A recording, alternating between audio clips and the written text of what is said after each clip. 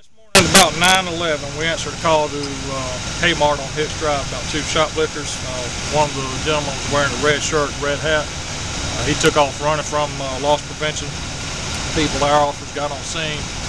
One of our officers, Officer Allison Tiller, saw this gentleman crossing the bridge on Turner McCall heading towards Martin Luther King Boulevard. She approached the subject. He got up to the AutoZone, or Advanced Auto, excuse me, up here at 5 Points.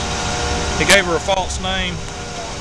He then took off running from her on foot at about 9:19, so about 8 minutes after the original call.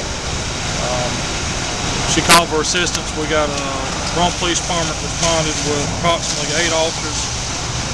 Floyd County Police Department had approximately 4 on scene. Floyd County Sheriff's Office had approximately 5. There are also other officers that weren't on the radio that were on scene, so we don't know exactly how many were up there. The gentleman ran from several officers that gave several different verbal commands for him to stop.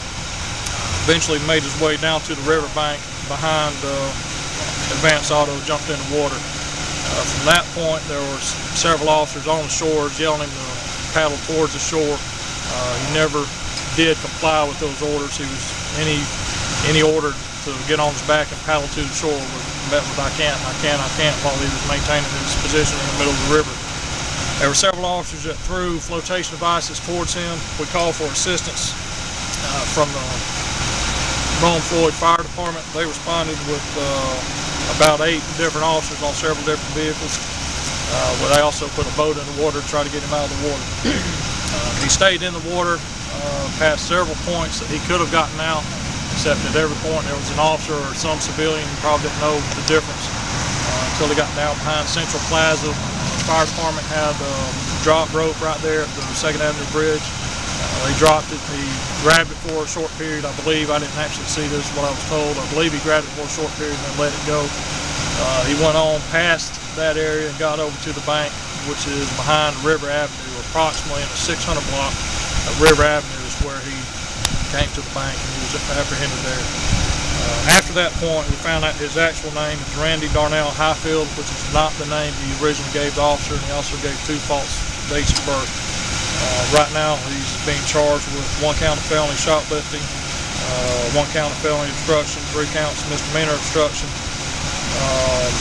1 count of giving false name, at least 2 counts of giving false dates of birth. After we take inventory of all our equipment, see what is damaged beyond repair, he may receive additional charges of damages to government property. What about the second suspect? Second suspect, I don't have any information on them. They were apprehended at Kmart, taken back into loss prevention, and right before I came here, they were actually transported to jail. So I don't have any information on them. Amount of stolen merchandise? I don't know. I just know it met the felony level, but I don't know exactly what it was or how much of what items it was. Is he taking to Floyd Medical? Yes, he's taking to Floyd Medical. He's suffering from hypothermia from being in the water. There's going to be officers with him there until he's released. Once he's released, he'll be taken to Floyd County Jail.